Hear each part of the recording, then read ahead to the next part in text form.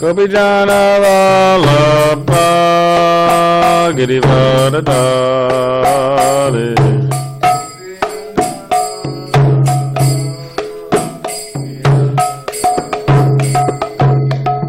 Yashodanandana Brajajanandana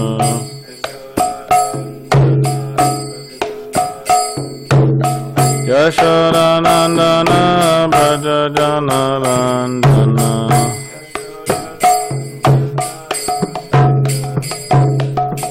Yamunatira Vanachari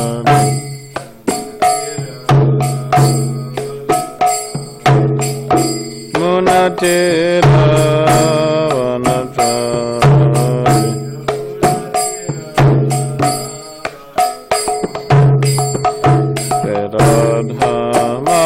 Madhava Kundavikari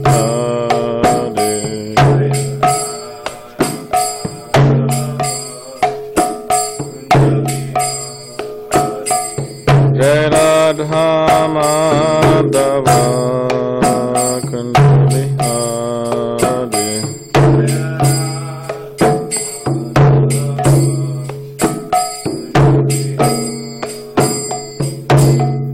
Radha Madhava Kundavikari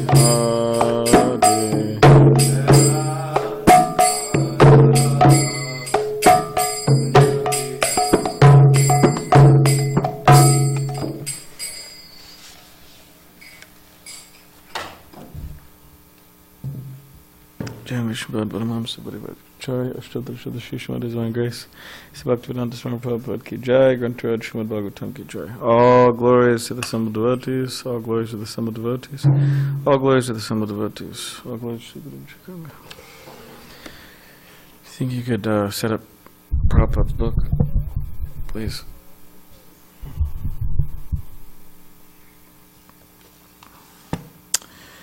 Om Namo Bhagavate Vasudevaya. Om Namo Bhagavate Vasudevaya.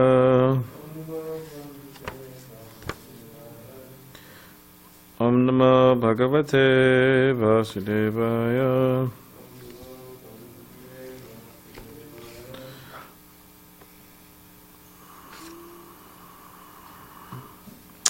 So we're reading from the Srimad Bhagavatam, Canto 4, entitled Creation of the Fourth Order, Chapter 7.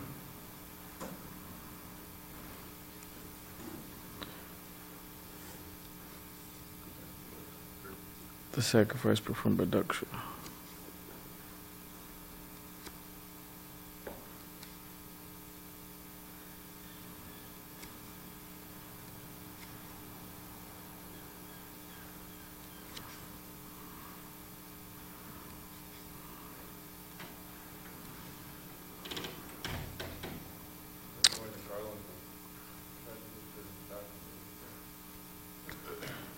Yeah, I gave it away.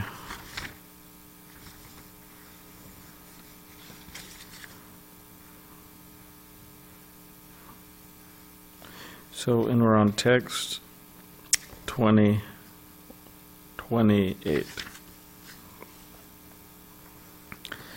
Sadasya Uchuhu. Did you find it yet? Yeah. I'm waiting for you to respond. Sorry. Oh, you didn't find it yet?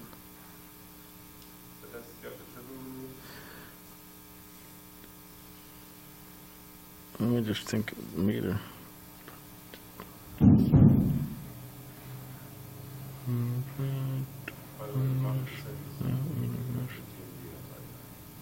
Oh, he's going with Kanai?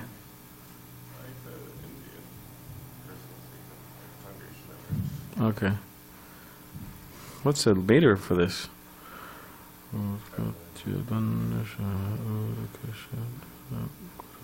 Udpatya danya sharana uruklesha durganta kogra. I don't think that's it, huh? I think that is it.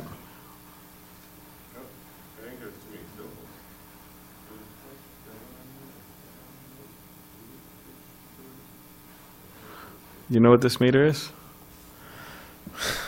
I could call Dravida Prabhu. Maybe it's... Is it the Yeah, it might be that. Udpatyan vayasharana udakalesha. Udpatyadvan asharana uruklesha durgantokra. I don't think that's it. Can I see your phone real quick?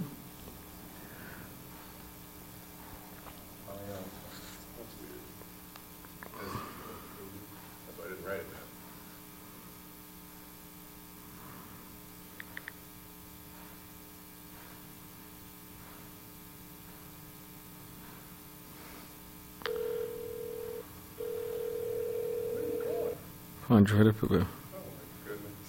Maybe it's too early. I don't know what it is. Maybe it's too early, huh? It's in Florida, right? Oh, then it's later. Yeah.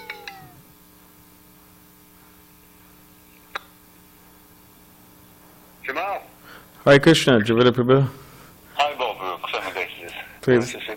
Please sound based. All glories to Prabhupada. We were just on a verse in the 4th canto, chapter 7, text 28, but we're having a hard time figuring out the meter. Really? Yeah. But, Can you chant it for you?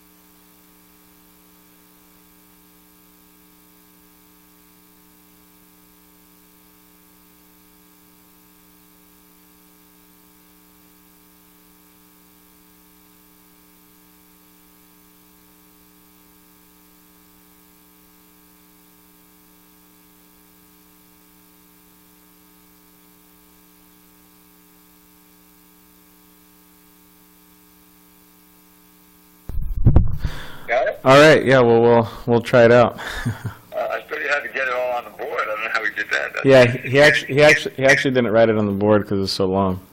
Yeah, All right. See you, I'll be back on the 25th. All right, great. How's it going? Okay, Hare Krishna. Hearing him chant that shloka made me miss he's always chanting. All right, we'll try it now. Utpat. You.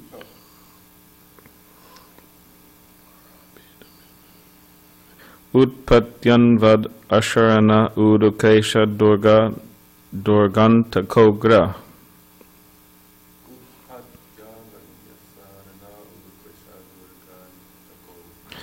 Vyalanvishte vishayamriga trishya atma gehorubhara.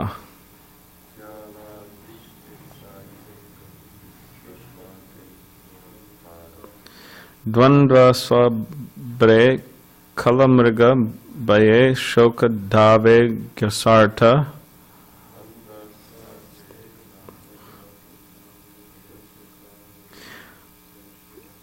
Paudakaste sharanada kada yati koma prashishta.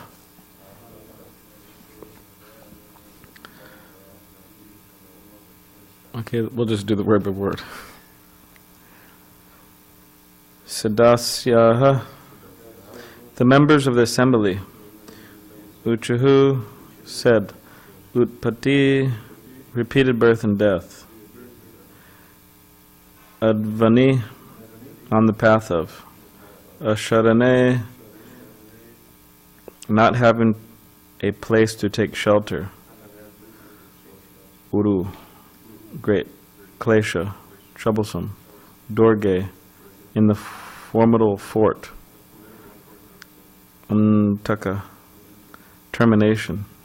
Ugra, ferocious. Vyala, snakes. Anvishte, being infested with. Vishya,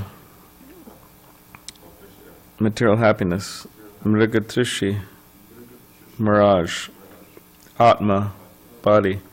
Geha, home. Uru, heavy. Baraha, burden. Dvandva, do. Shwabre, holes. Ditches of so-called happiness and distress. Kala, ferocious. Mriga, animals. Baye, being afraid of. Shokadave, the forest fire of lamentation. Agyasa artaha, for the interest of the rascals. Pada okaha, shelter of your lotus feet. Te, unto you. Sharanada, giving shelter. Kada, when. Yati, went. Kama upashishtaha, being afflicted by all sorts of desires. Translation.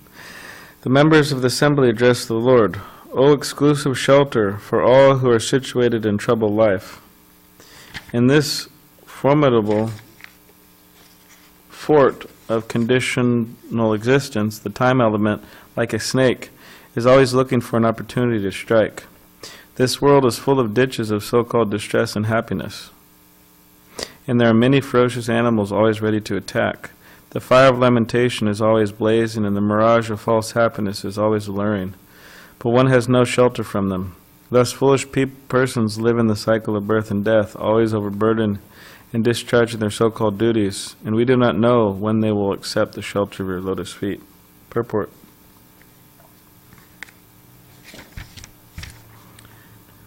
Persons who are not in Krishna consciousness are living a very precarious life, as described in this verse, but all these circumstantial conditions are due to forgetfulness of Krishna. The Krishna consciousness movement is meant to give relief to all these bewildered and distressed persons.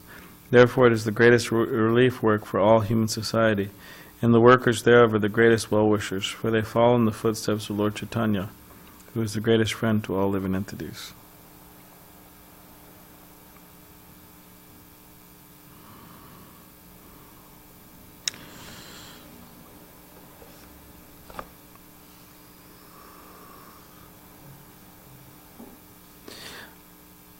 Jnanatirandasya Gananjana Shalakaya Chakshulanmilitam Yena Tasmai Shri Gurave Namaha Mukam Karitavachalam Bhangam Mangate Girim Yat Kripa Tamaham Vande Shri Gurun Dinataranam Vancha Kavladubhyascha Kripa Sindhube Vicha Vaditanam Bhavanebhyo Vaishnavebhyo Namo Namaha Jai Shri Krishna Chaitanya Prabhu Nityananda Shri Advaita Gadadhar Shri Vasadi Gauda Bhakta Vrinda Hare Krishna Krishna Krishna Hare Hare Hare Rama Rama Rama Hare Hare.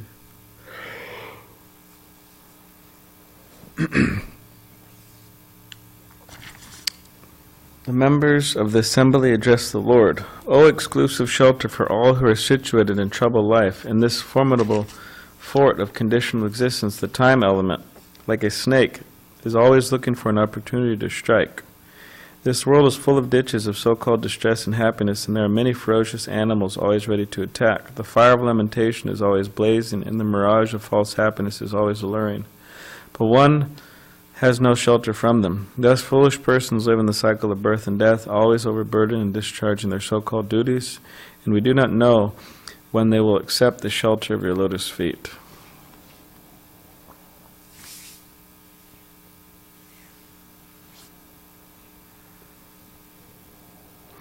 So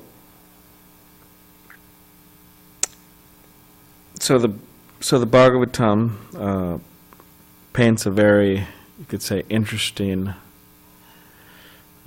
picture of reality, one that a lot of people, they may not agree with, or they may not like, or it just may not make much sense to them. But for the fortunate people who are able to get a glimpse or understanding of the picture that the Bhagavatam is painting of reality, is actually quite a unique contribution to the world. There's actually no other book like it. There's no other book like it anywhere. You could search, and the greatest philosophers and religionists and thinkers and all that, they haven't come up with something like the Bhagavatam. Something like the Bhagavatam. So here it's painting a picture of a stark, picture of reality that, people say, hey, it's not that bad, come on, this is exaggerating. It's exaggeration. It says like a snake, the time is always looking for an opportunity to strike, right? The world is full of ditches of so-called distress and happiness. There are many ferocious animals always ready to attack. The fire of lamentations always blazing. So it's pretty much painting the picture that as much as people like to think that the world is 100% a pretty place and that their existence within it is 100% a pretty existence, it says quite the opposite, that there's some issues, there's some heavy issues going on. Now, when those heavy issues are brought up, it's not a time for people to become discouraged and depressed and, oh, well, this is just pessimistic, and this is fanatical. These statements are fanatical. People may say it's not a time to be thinking like that, but it's just a time. The Bhagavatam is trying to give us a balanced picture. That on one side you have all these issues and problems, right? But on another side, yes, it is a beautiful existence. It's a spiritual existence, beautiful existence for a devotee. And for people who aren't devotees, they try to make the ugly reality nice, but even if in their minds they're thinking it's nice, it's just illusion. They're just completely in Maya. So what devotees try to do is they try to help people understand that the reality is not like you think it is. Therefore, you need to adjust your consciousness, and you need to see reality from a particular perspective, which is the devotee perspective, or the Vaishnava perspective, or the Krishna conscious perspective. And in this way, the ugly reality actually becomes nice in the sense that it becomes an opportunity to serve Krishna, an opportunity to glorify Krishna. And it could be quite ecstatic. I mean, Prabhupada had a disciple, Bhavananda. He's still there. Some like him, anyway, some don't, but whatever. That's how it is with everybody, right? Some people like you, some people don't. But anyways, Prabhupada has a disciple, Bhavananda, and when he got the name Bhavananda, he was a little confused, because Bhava means the ocean. It means like the material world, which is a place of birth and death. You know, snake of time, fire of lamentation, birth and death, threefold miseries. So he got the name Bhava, which is the material world. Ananda means the bliss of the material world. So he was thinking, why did Prabhupada give me that name, the bliss of the material world?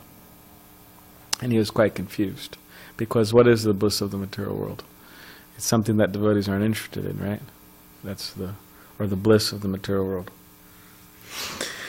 So Prabhupada asked him that, why did you give me this name, Bhavananda? And Prabhupada said, well, Bhavananda means the bliss of the material world, so you're the servant of the bliss of the material world. And he said, but what is that? What does that mean? And then Prabhupada said, the bliss of the material world is preaching. So that's the bliss of the material world. Because you cannot, and when you go back to Godhead, there is no preaching. Everybody's already devotees. You don't have to go up to people and say, hey, you're not your body, and surrender to Krishna. You don't have to give them Bhagavad Gita classes, try to convince them. Everybody's already surrendered. So the bliss of preaching is not existent in the spiritual world, it's only existent in the material world. And there's plenty of opportunity for it. I mean, you got all of SanDiego. I mean, you could spend lifetimes actually preaching in SanDiego, going door to door and giving people books and all that. You could spend lifetimes. You could spend unlimited lifetimes in the material world just preaching. So there's plenty of opportunity, not enough time. But so bliss in the material world means the preaching.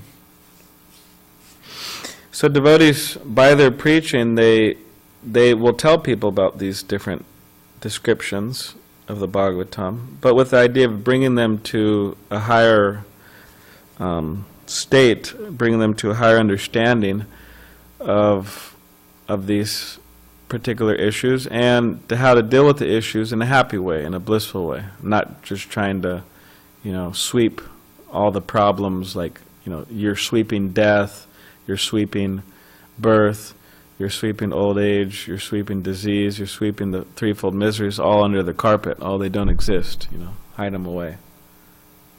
Let's just put them under the carpet. No, we're accepting the reality, but we're learning how to live with it and be happy in Krishna consciousness. So, so this particular verse, it is in purport, Prabhupada is, in Bhagavatam, is emphasizing preaching or teaching Krishna consciousness. Prabhupada says the Krishna consciousness movement is meant to give relief to all these bewildered and distressed persons. Therefore, it is the greatest relief work for all human society, and the workers thereof are the greatest well-wishers, for they follow in the footsteps of Lord Chaitanya, who is the greatest friend to all living entities. So yes, we have to preach. It's not a question of I want to, or I like to, or I have to, but well, I guess we have to. We have to, because, or else, I mean, Prabhupada made that, he actually said in a letter, he said that if you want to repay me, then you should preach vigorously like me. That's what he said. So we have to do that, and there's different ways we could do that. We preach by making prasadam, we preach by distributing books, we preach by talking with people, we preach by harinam, we preach by our example. So it's very important that we do that, or else we're not, or else really, we should just go to Vrindavan. You have no business in SanDiego. Actually, Prabhupada said that the West is good for two things. You know what he said? Does anyone remember what he said? It's good for two things. Preaching, and what's the other one? Huh? Eating? Leaving? The West is good for leaving? Going to the yeah, going to the bathroom. Because the facilities are a little challenging over there, you're saying? No, it's West is good for preaching and for sense gratification. That's what he said. So yeah, we're here. You know, the temples. The only reason we're in this city, I mean, the absolute only reason we are in this city right now, why this temple's here is to preach. There's no other reason. Or else we would have got a nice place up in the woods of SanDiego, or the woods of Descanso or something, and it'd be nice, to be quite honest. You build a nice temple and nature, and take nature walks, and don't got a bunch of people bothering you or whatever, yelling and cars. And so we're here. The temple's here to preach. So that's why he said it's good for those two things. But sometimes it's challenging because the people we're preaching to, the people we're trying to teach, they may be receptive or they may not be receptive to what we're trying to say to them or what we're trying to give them. Prabhupada was in Germany. I'm reading about Prabhupada in Germany. It's actually quite fascinating because we know about Prabhupada coming to America. He went to New York, and then he went to San Francisco, and then he went to Canada, and here and there. And, we have those because we're in America, we have that in our mind. Oh, Prabhupada came here, and whatever. And maybe some devotees who live in India, they know Prabhupada's pastimes coming to India, because that's, they live there. So they have a tendency to focus on that more, maybe. But whatever the case is, there are many books about Prabhupada establishing Krishna consciousness in other countries, like written by devotees from those countries. So it's a whole other perspective. So Prabhupada, I'm reading about Prabhupada going to Germany. It's actually quite interesting. So he goes there a few times, and devotees are being made, and it actually tells the accounts of how the devotees became how his disciples became devotees. They themselves are remembering. I mean, one boy, he was like 15, he became a devotee, he was like 15 years old in Germany. And he started translating Prabhupada's books from English to German. Such a young age. I mean, amazing. So, and there's present Swamis, ISKCON Swamis, it's describing how they joined in Germany. There's a few of them there. And they're still around. So, but in one of those particular pastimes, Prabhupada goes to some big hall in Germany, and it's just full of like thousands of people, and they're all hippies in Germany. There's also hippies in London at the time. So then Prabhupada, he goes and he sits down and he starts to sing Jaya Radha Madhava. So Jaya Radha. And then he calls over his disciple Hamsadutta like this, and there's a bunch of people waiting for Prabhupada to speak apparently. So he calls over Hamsadutta and he says something to him. And then Prabhupada just gets up at the vyasa and he leaves. So then, you know what Prabhupada said? Does anyone remember what Prabhupada said? Yeah. These people are useless. Yeah. He said, these people are useless. So then he just got up, he told his disciple, these people are useless, and he just got up and left. He didn't speak to him. And the understanding was that these people were so spaced out, so drugged out, so, their brains were just somewhere else, so these people are useless. And then Prabhupada told them, just have kirtan and prasadam. And that's what they did for hours, just a bunch of kirtan and a bunch of prasadam. So that may be the case sometimes, that people you can't speak with them, they can't digest any philosophy, they it's just not going to happen. So you have to just be nice to them, be friendly, and give them prasadam and give them kirtan, like that. But nonetheless, so therefore kirtan is actually extremely important. I mean, not just because of that for people who can't understand philosophy, but first of all, it's the holy name of Krishna. It's the most pure, right? Krishna's name. But it's important because it's a universal language. Whether you know English or German or French or whatever language you speak, when you chant Hare Krishna, you'll feel something. So it's a universal language in which people could experience Krishna. And also prasad. I mean, prasadam's also, maybe you go certain places and this and that, and they have different preparations, but generally, everybody could relate to prasadam. Usually, right? That's usually the case. Whatever it is, whether it's Indian or Chinese or American prasadam, whatever prasadam it is, people could generally relate. So that's an important aspect too. So therefore, kirtan should be, done in a very devoted way, and devotees should become expert in different instruments like that. Sometimes you see at the lounge when the people, they come and they have the prasadam, sometimes devotees may, they have this idea that there's like ordinary people have their plates, and then like the brahmacharis have their plates. In other words, the brahmacharis have more. But sometimes at the lounge, you could see, people, they really piled it on. They really piled it on.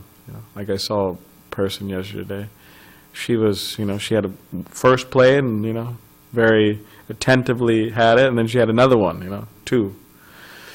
If you go to Kevin's program, if you ever happen to go there, it's like shocking, actually. Maybe you should just go there just for fun one day when you're at UCSD, but just go to Kevin's program. And people aren't taking this home. People are eating it there on campus. Some people, they get their Tupperware and they load it in and, take it home. But I'm commenting on the plates people eat for lunch at that particular moment. And it's just shocking, actually. They're just like loading it on. Like it's literally like a Govardhan Hill. And so many people were doing that. Did you ever see that?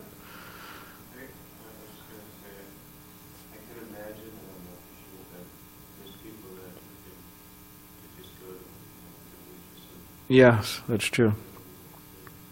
Yeah, there's people who go to them religiously and they completely load up. They have it there and home. So yeah, that's an important way to get to people, through prasadam and through kirtan. And last night there were two very nice people from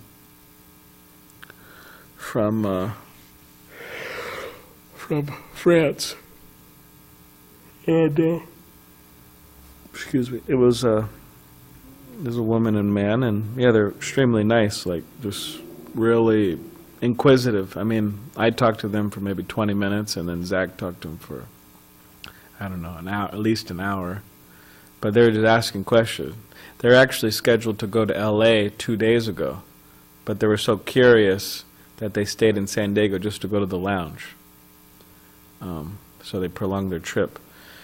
So, but yeah, they're like really, really inquisitive, very nice people. So whether it's prasadam or kirtan or talking to people, the idea is to preach, to teach, to propagate Krishna consciousness, following in the footsteps of Lord Chaitanya Mahaprabhu, who is the greatest friend to all living entities. So that's the idea that we, as individuals, members of the Krishna consciousness movement, we can make a difference in the world and our life and the lives of others, but we have to extend ourselves to some degree, and then we could see that difference. So does anyone have any questions or comments? Yes. Hare Krishna.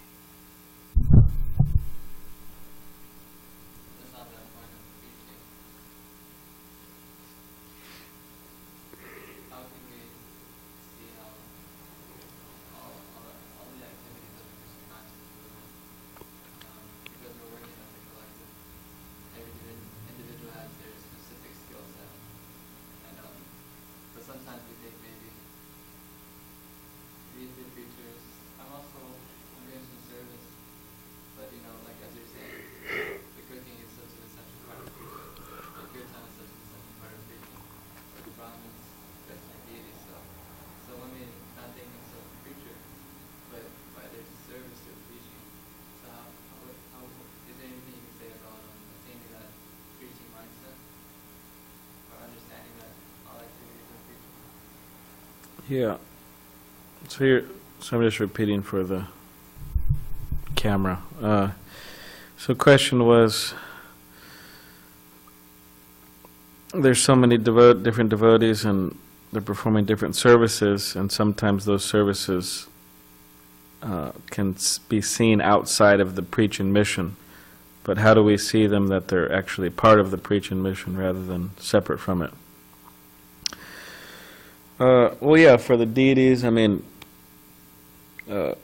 ultimately we want to bring people to Krishna, and if we have the understanding that Krishna has manifested in the form of the deity, then we're bringing people to Krishna here. It's Krishna standing here, so we're bringing people to him. So therefore, those who are addressing the deities or worshiping the deities regularly, then they do it in such a way where, first of all, the devotees will be inspired. By seeing the deities, they'll be inspired to end Krishna consciousness and to spread Krishna consciousness. And ultimately, when people become more purified and people become more purified in consciousness, the people who devotees are bringing, that's who I'm referring to, the people who devotees are bringing, once they become more purified, they themselves will become more attached to the deity, more attached to Krishna. So in this way, the pujari, they are facilitating the devotees being inspired in Krishna consciousness, and also facilitating ultimately new people who are becoming devotees being inspired in Krishna consciousness. And ultimately it's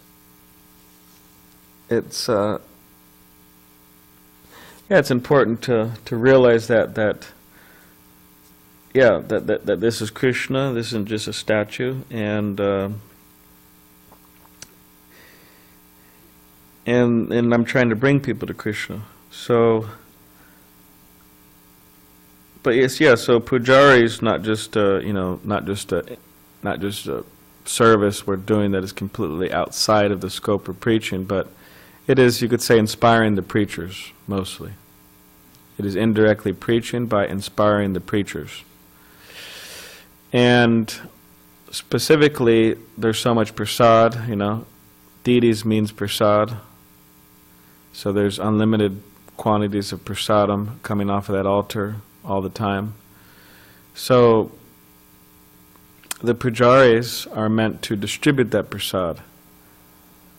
They're also meant to take the prasad, but they're also meant to distribute the prasad. They have to do both. You can't just take the prasad, and you can't just distribute the prasad. You got to do both.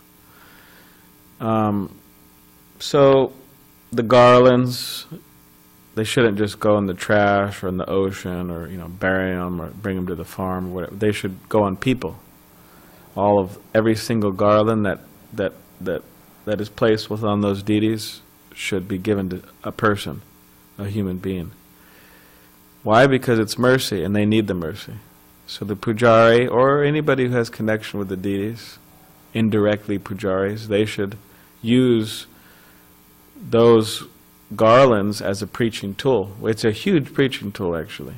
I mean, you don't go anywhere in all of SanDiego and get a garland unless you pay for it. And so I gave garlands to some people. I like to do that, but they said, "Oh, do I have to pay for this?" I said, "No, you don't pay for it. It's free. It's just a gift." But so in this way, preaching, the garland makers, they're preaching, because if there's no garlands, then the deities don't get garlands, and then the people don't get garlands. So in that way, garland making is preaching. The cooks who are cooking back there and offering to the deity, they may not be, big preachers, from one perspective, but whatever's put on that altar ultimately should be distributed to people, to human beings. Why? Because it's mercy, it's bhagavat prasad, it's Krishna prasad, and it should be given to people so they can get benefit. So in that way, the cooks are indirectly preaching. The cleaners, right? You come into a nice, clean temple, they're indirectly preaching by keeping the place clean. If you come into and it's a pigsty, and it looks like, these guys are all heroin addicts, or something. I mean, I say heroin addicts because you go to a heroin, I don't know if you've ever been to a heroin addict's place, but it looks like a complete dump, you know. It's just, you go on the patio, or you go in their house, you go in the bathroom, it's all just completely just trash, you know, because they're too busy being high, you know, they can't clean properly. So you go into a nice clean temple, a nice clean patio, a nice clean ashram, you feel good, you feel inspired. In that way it's preaching. What to speak of directly distributing Prabhupada's books, that's obviously preaching. Because you give someone Prabhupada's books, and they take it home, and Prabhupada's in their home, and Prabhupada could preach to them personally. Harinam, you go out, pass, the holy name is entering people's ears. Of course, there should be books and flyers and prasad there as well to accompany the chanting. But we always have to be in that mood that we should always be carrying books with us, whether we're book distributors or not. You could say formally book distributors or not. We should always have books with us. We go shopping at the grocery store. We go to the post office. We go take a walk. Whatever. We go to the dentist. We go to the doctors. We go to our family's house. You know, like that. So we should always have books with us because you never know the opportunity which will arise, which you could give someone a book. I gave books at doctor's office, at dentist's office, so many places, because I had the books and cards, invitation cards. But we always have to understand that it's a full cycle. We go out and we preach to people, we teach to people, right? We try to give them Krishna consciousness. But then when they come, the cycle has to be completed. That we spend so much energy trying to bring people here, but once they come here, things have to be clean. This has to be clean, the ashram has to be clean, the patio has to be clean, everything has to be clean, everybody has to be Krishna conscious, there has to be nice kirtans, nice prasad, and specifically, just as it says Lord Chaitanya is the greatest friend. So, following the footsteps of Lord Chaitanya, we should also be a friend to them. A friend to them means you say, you know, you greet them, you say goodbye to them, you acknowledge that you're happy to know that they're here, you give them garlands, you give them prasad, you give them encouraging words, you answer their questions, you give them books. And in this way, you give some time to them. And then that's completing the circle, or else it's like it's incomplete circle, and it doesn't work. So we have to complete the circle by, when people come, interacting with them. So preaching, it means cooking, preaching means deity worship, preaching means cleaning, preaching means book distribution, Harinam, like that. So it's all preaching. Like again, we said the other week, you know, if Santosh just, you know, he just boiled some eggplant or something and, you know, made a boiled eggplant soup, you know, with salt and pepper. I mean, I don't think many people would find that too ecstatic at the Krishna Lounge, especially Bhakti Ryan. Bhakti Ryan calls it gross plant. So you have to, you know, so preaching, he does it nicely, it's preaching. So, you have... Do you think that we should always preach indiscriminately? More specifically, if we see somebody actively engaging in bad behavior. Because yesterday, for example, we were going on Harinam, and I went to go park the van in a parking structure. And then these two girls get in the car beside me, and they pull out a nice joint? and they start smoking it up. And I started to give them a book. So I was like, I don't know, they may be offended if I try and give them a book, because it's subliminally saying, oh, hey, you shouldn't do what you're doing. So I don't know if that would be offended or if Well, the thing is, it depends on how you do it, you know. Like, there was this brahmachari here, and he would see, whenever he would see somebody, when he was out on books, smoking a cigarette, he would go up to him and say, hey, that's not good for you. You should stop that. And it's like really bad. And he would like really like get on their case, strangers. So I wouldn't advise that, because people just become, you never know, someone might, punch you or something, you don't know. So, but the thing is, it's legal and now in California, so, people are taking advantage. It's a nice time for it's like the golden era for the pot smokers, It's legal, man, and no cops can give me a hard time. I could buy it wherever I want, I don't got to be sneaking around. It's like a golden era, Light it up, right? Let the good times roll. But, so that's what's happening nowadays. So these people, you're like these two girls, they're just taking advantage, So, why I'm saying that is because it's not necessarily that just because you're giving them a book that you're subliminally saying, oh, you're being a nonsense, because, as far as they know, because, it's legal in California, you may not care also, that what they're doing and, that they're smoking. They don't necessarily know that you think it's wrong or think it's bad, unless you explicitly, let them know that it's bad. Well, I mean, if I'm dressed in all this, and I'm like... Well, you just go, it's really it's actually how you're thinking and how you actually relate to people that, that will give the impression that you are unhappy with them or happy with them, with what they're doing. So we have to learn the art of, not being too disturbed by people's, activities, such as whatever, smoking a joint or whatever it may be, and learn the art of just, relating to them as a person, as a soul, and just saying, hey, take a book. Like, we're just giving books to people. I mean, if you go up and you're kind of like, freaked out, and you're thinking, man, these people are really like fallen and sinful and stupid, and they're like really wrong, and even worse if you think, oh man, I'm really right and I'm going to save these people, and then you're kind of nervous about, oh, here's a book, and there's maybe like this kind of like fanatic Christian on a soapbox mentality. Yeah, you can look it up. Soapbox is it's a box where the Christians stand up on, like fanatic Christians, and then they yell at everybody.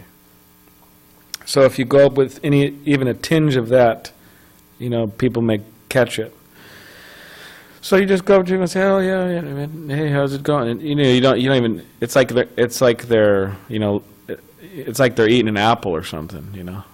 You don't treat them like they're smoking a joint or something. You just treat them like they're eating an apple or something. Oh, hey, what's up, man? And hey, how's it going? And here, take a book. And so you're not all disturbed about it. I've been in situations where people are drinking and smoking and stuff, and you just go up to people and just deal with them normally.